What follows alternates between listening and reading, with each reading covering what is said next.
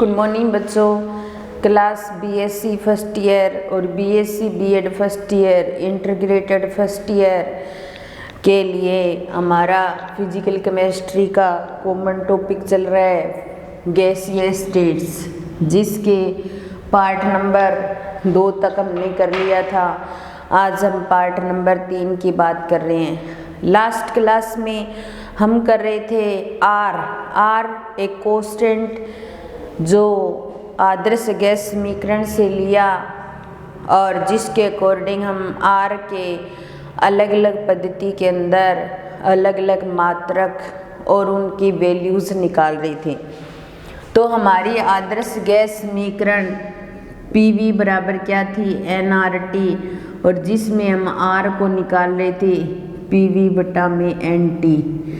इस इक्वेशन से आर की अलग अलग वैल्यू निकाल रहे थे। इसी क्रम में अगर आर का मान नेक्स्ट मान लो आर का मान नेक्स्ट जो भी पॉइंट है आप डाल लेना। आर का मान अगर जूल प्रति मोल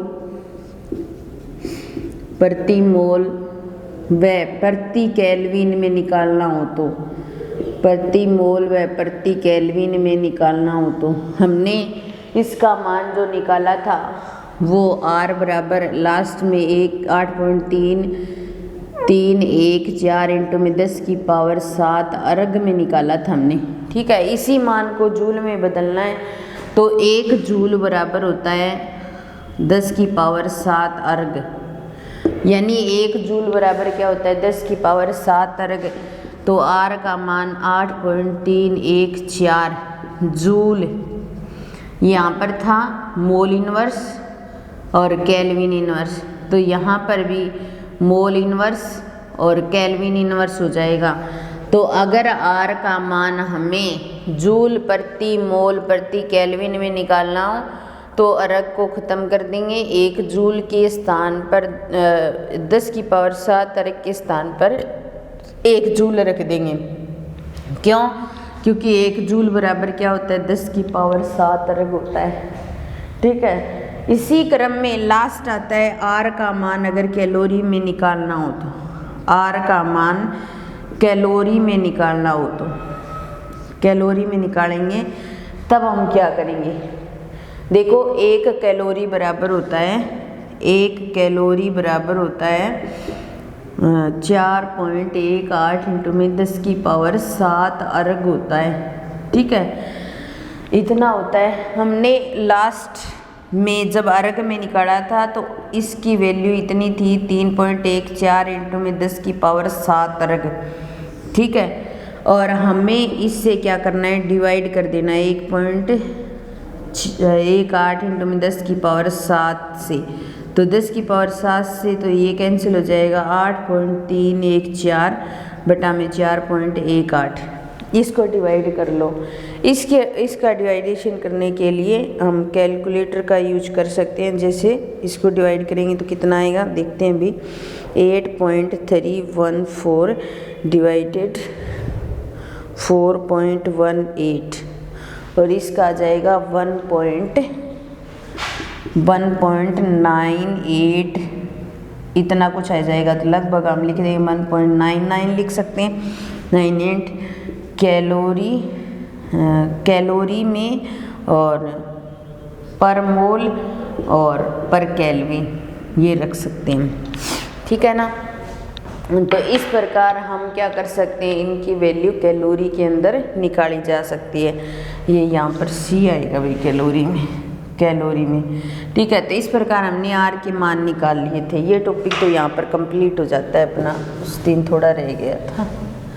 अब नेक्स्ट देखते हैं, नेक्स्ट क्या टॉपिक है हमारा वो देखते हैं। नेक्स्ट टॉपिक लेते हैं हम गैसों का अणुगति सिद्धांत। क्या लेते हैं, गैसों का अणुगति सिद्धांत।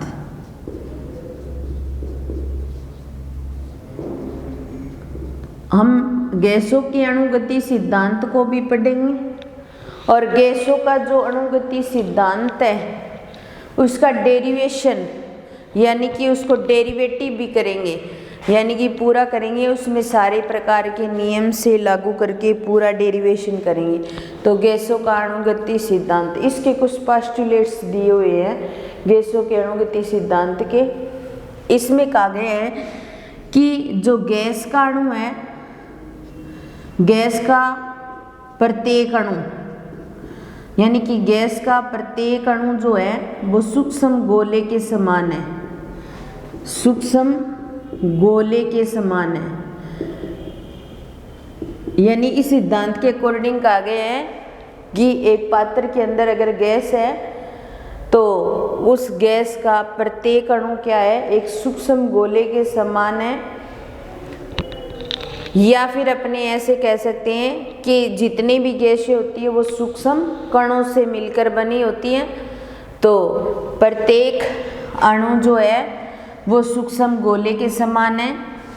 और गैस के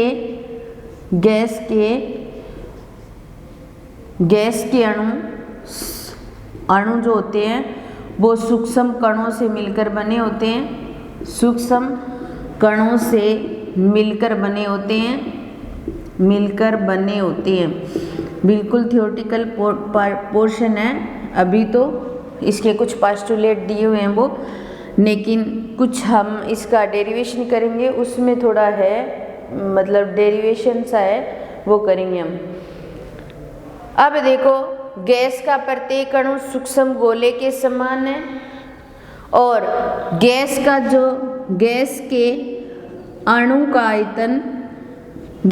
अणु का आयतन कुल गैस की तुलना में कम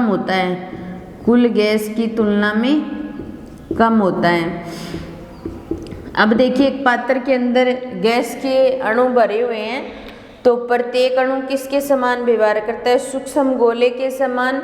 और गैस के अणु जो होते हैं वो सूक्ष्म कणों से मिलकर बने होते हैं। और गैस के अणु का जो आयतन होगा, एक अणु का आयतन होगा, वो कुल आयतन की तुलना में हमेशा ही क्या होगा, कम होगा।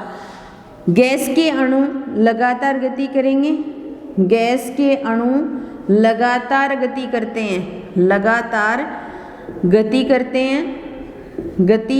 हैं, सिर्फ सीधी दिशा में गति करेंगे, सीधी दिशा में गति करेंगे। लेकिन अगर पात्र की दीवार से टकरा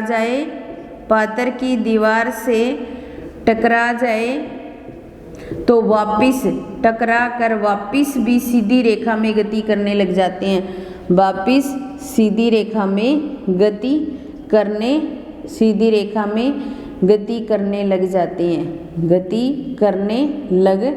जाते हैं।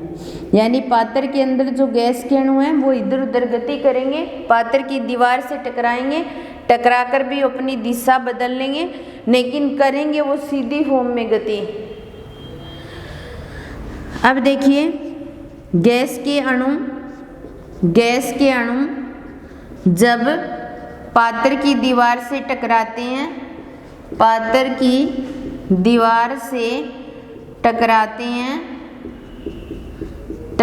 हैं तो एक बल का अनुभव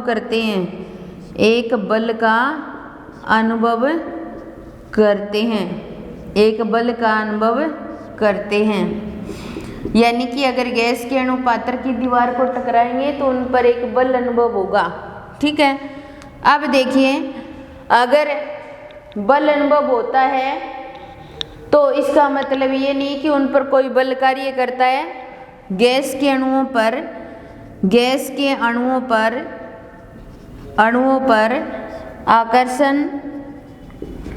आकर्षण बल, प्रतिकर्षण बल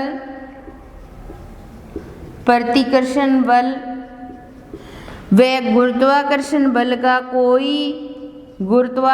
बल का कोई प्रभाव नहीं पड़ता। गुरुत्वाकर्षण बल का कोई प्रभाव नहीं पड़ता, ठीक है। जब ये अणु पात्र की दीवार पर टकराते हैं, पात्र की दीवार पर जब ये अणु टकराते हैं, जब ये अणु टकराते हैं तो इनकी ऊर्जा नष्ट नहीं होती, इनकी ऊर्जा नष्ट नहीं होती। ये कुछ बातें हैं जो मैं आपको बता रही हूँ। ये अणु जब पात्र की दीवार पर टकराते हैं तो ये गति करते हैं तो उनकी कुछ ना कुछ गतिज ऊर्जा होती है। तो इनकी गतिज ऊर्जा टेम्परेचर के समानुपाती होती है, यानी कि हम गैस के अणुओं का जितना ज़्यादा टेम्परेचर बढ़ाएंगे उतनी उनके अंदर गति होगी और उन अणुओं की गतिज ऊर्जा उतनी ज़्यादा होगी। तो ये कुछ पोस्टुलेट थे गैसों के अणुगति सिद्धांत के अनुसार। गैस का जो प्रत्येक अणु होता है वो सूक्ष्म गोले के समान होता है और गैस के अणु जो होते हैं वो सूक्ष्म कणों से मिलकर बने होते हैं और गैस का जो कुल आयतन होता है, गैस के एक अणु का आयतन कुल आयतन की तुलना में कम होता है। गैस के अणु लगातार गति करेंगे, पात्र की ये दो दीवारें हैं इनके बीच में गति करेंगे। अगर कि गैस का अणु इस पात्र की दीवार से टकराता है, टकराकर वापिस सीधी रेखा में गति करेगा, वापिस इधर टकराएगा तो सीधी रेखा में गति करेगा, यानी कि ये मतलब टेढ़ी मेढ़ी रेखा में गति नहीं करते हैं। गैस के अणु जब भी पात्र की दीवारों पर टकराएंगे तो एक बल का अनुभव करेंगे। जैसे ही भागकर ऐसे इधर वाली दीवार पे टकराएगा तो उसे ऐसे लगेगा कि इसे इधर से क्या होता है, कोई धक्का दे रहा है और धक्का देना ही क्या होता है, बल होता है। गैस के अणुओं के मध्य कोई भी आकर्षण या प्रतिकर्षण या गुरुत्वाकर्षण बल का कोई प्रभाव नहीं पड़ता, ये बल कुछ भी कार्य नहीं करते उनके अंदर। और गैस के अणु जब पात्र की दीवार से टकराते हैं तो वो अपनी एनर्जी को भी नष्ट नहीं करते और जो अणु जब गति करते हैं तो उनके अंदर कुछ ना कुछ गतिज ऊर्जा होती है और वो गतिज ऊर्जा जो होती है वो टेम्परेचर के समानुपाती होती है। जितना ज़्यादा टेम्परेचर होगा गैस के अणुओं का उनकी गतिज ऊर्जा उतनी ही ज़्यादा होगी। तो ये गैस के अणुगति सिद्धांत के कुछ पोस्टुलेट थे जिन पर हमने बात की।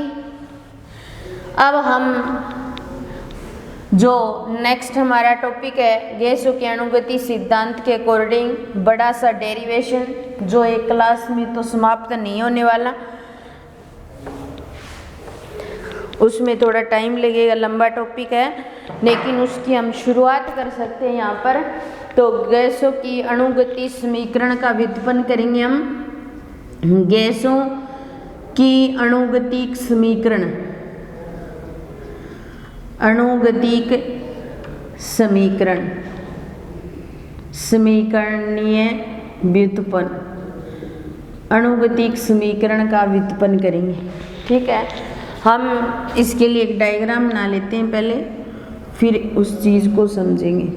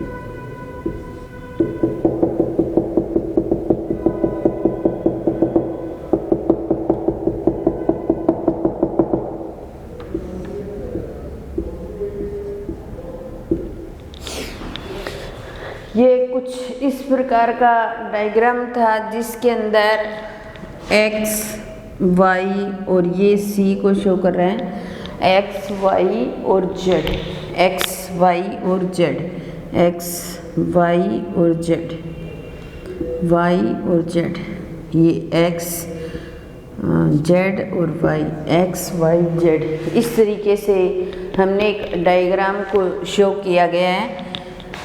यानी कि एक पात्र है जिसके अंदर गैस के अणु हैं, एक पात्र है जिसके अंदर गैस के अणु हैं। ये ए और बी एक दूसरे के आमने सामने की दीवार हैं जिनके मध्य अणु गति कर रहा है। मान लो ये अणु ऐसे गति कर रहा है तो Vx मान लेते हैं और इसके विपरीत गति करेगा तो माइनस Bx हो जाएगा। वो किस साइड से ही मान लो, कोई दिक्कत नहीं है। एक साइड से गति करेगा तो Vx और दूसरी साइड गति करेगा तो माइनस Bx उसका वेग हो जाएगा। ठीक है, तो ये एक पात्र है जिसके अंदर ए और बी आमने सामने की दीवारें हैं जिसके मध्य अणु गति कर रहा है। और ये एक्स एक्सिस, ये वाई एक्सिस और ये जेड एक्सिस जिसको हमने बीच में शो किया गया है। पात्र की प्रत्येक दीवार जो होती है वो L सेंटीमीटर लंबाई की है। ये अपने ऐसे मान सकते हैं कि एक घनाकार बॉक्स है। क्या है? एक घनाकार बॉक्स है जिसके अंदर गैस भरी हुई है और गैस गति कर रही है।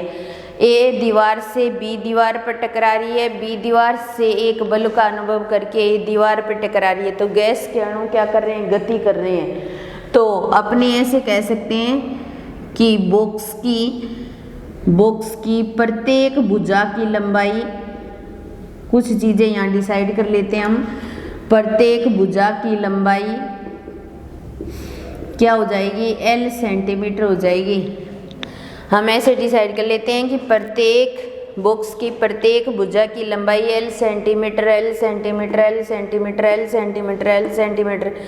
प्रत्येक भुजा की लंबाई L सेंटीमीटर होगी। जब भी लंबाई की बात आएगी तो हम L सेंटीमीटर ले सकते हैं। बॉक्स में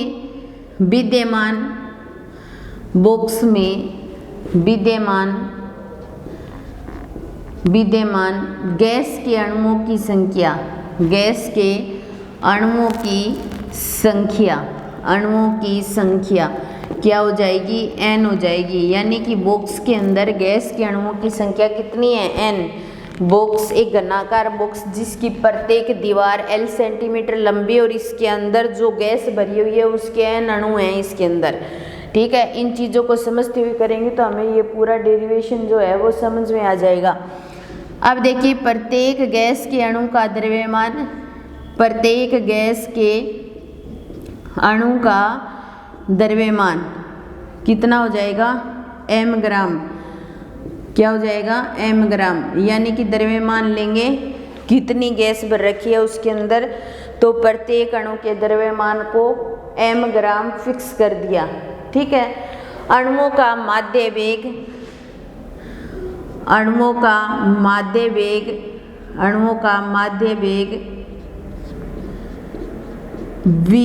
v रख दिया हमने। हम पहले x एक्सिस पर देखेंगे, फिर y एक्सिस का सीधा ही निकालेंगे z का, तो एक बार bx सेंटीमीटर पर सेकंड कर देते हैं। इतना कर देते हैं क्योंकि हमने लंबाई कितनी ले रखी है? L सेंटीमीटर ले रखी है। तो इस बॉक्स के अंदर हमने इतनी चीज़ें फिक्स कर ली। क्योंकि ये डेरिवेशन पूरा नहीं होगा, थोड़ी स्टार्टिंग कर लेते हैं हम, बाकी नेक्स्ट क्लास में ही होगा। बॉक्स की प्रत्येक भुजा की लंबाई हमने L सेंटीमीटर लिया है। जैसे मैंने यहाँ भी L लिख दिया और यहाँ भी लिख दिया, तो एक घनाकार बॉक्स है, उसकी प्रत्येक भुजा की लंबाई L सेंटीमीटर है। बॉक्स में विद्यमान अणुओं की संख्या n है। प्रत्येक गैस के अणु का द्रव्यमान m ग्राम मान लिया। अणुओं का माध्य वेग Vx मान लिया। हम x एक्सिस पर कर रहे हैं। ये ए अणु यहाँ से जाकर यहाँ टकरा रहा है और ये टकरा कर वापस यहाँ टकरा रहा है। ये अणु ऐसे गति कर रहे हैं और इस दिशा में x एक्सिस माना है हमने, तो इसलिए इसका वेग Vx हो जाएगा। अगर मान लो हम y दिशा में करेंगे तो y दिशा में ले लिया जाएगा। अब देखिए, टक्कर मारने से पूर्व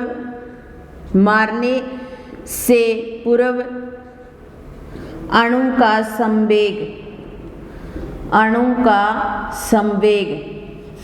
संवेग जो क्या होता है? mvx के बराबर होता है। तो संवेग क्या हो जाएगा? mvx हो जाएगा। संवेग p बराबर mv से लिया जाता है संवेग। तो MBX हो जाएगा टक्कर मारने से पूर्व, और टक्कर मारने के पश्चात, टक्कर मारने के पश्चात अणु का संवेग, अणु का संवेग, जो फिजिक्स वाले हैं उनको तो अच्छे से समझ आ जाएगा, बायो वाले हैं उनको कम समझ में आएगा। अब देखिए मैं आपको बताती हूँ, हमने प्रत्येक अणु का द्रव्यमान m लिया है। अब m द्रव्यमान के अणु इस दिशा में गति कर रहे हैं, तो इनके लिए वेग vx, मतलब अणु टक्कर मारने से पहले, मतलब यहाँ से ये अणु, कोई अणु यहाँ से गया है मान लो, या ये अणु यहाँ से गया है, यहाँ तक गया है, इस दीवार पर यहाँ टक्कर मारता है, इससे पहले का वेग क्या हो जाएगा, vx हो जाएगा। और जैसे ही टक्कर मारेगा वापस जाएगा तो -bx हो जाएगा। और द्रव्यमान इनटू में वेग किससे शो होता है, संवेग से। तो टक्कर मारने के बाद में mbx, तो इनका अंतर ज्ञात करेंगे हम संवेग में परिवर्तन, संवेग में परिवर्तन। और संवेग में जब परिवर्तन ज्ञात करते हैं तो पहला संवेग mbx माइनस दूसरा संवेग, देखिए पहला संवेग टक्कर मारने से पहले का संवेग और टक्कर मारने के बाद का संवेग का अंतर करते हैं हम। तो पहला तो ये माइनस करेंगे और बाद में ये, तो ये माइनस में शो होगा, तो माइनस माइनस प्लस हो जाएगा, 2mbx आ जाएगा। एक mbx ये रहा और एक mbx ये रहा, तो संवेग में परिवर्तन कितना आ गया, 2mvx आ गया। कितना आ गया, 2mvx। देखिए ये एक घनाकार बॉक्स लिया हमने और जिसकी प्रत्येक भुजा की लंबाई L सेंटीमीटर, आज इतना ही करते हैं। इसका बेसिक हमने कर लिया, आगे फटाफट हो जाएगा ये डेरिवेशन। कल इससे आगे करवाऊंगी, थोड़ा सा ये चीज़ें वापस चर्चा करेंगे हम। देखो एक भुजा की लंबाई L सेंटीमीटर, गैस के अणुओं की संख्या n, द्रव्यमान m मान लिया और अणुओं का माध्य वेग vx सेंटीमीटर पर सेकंड। संवेग m बराबर mv होता है। टक्कर मारने से पूर्व तो mbx था और टक्कर मारने के बाद -mbx हो गया। टोटल ज्ञात करेंगे 2mbx हो जाएगा। उसके बाद में इससे हम समय निकालेंगे कितनी टक्कर हुई और 1 सेकंड में कोई अणु कितना संवेग परिवर्तन करता है।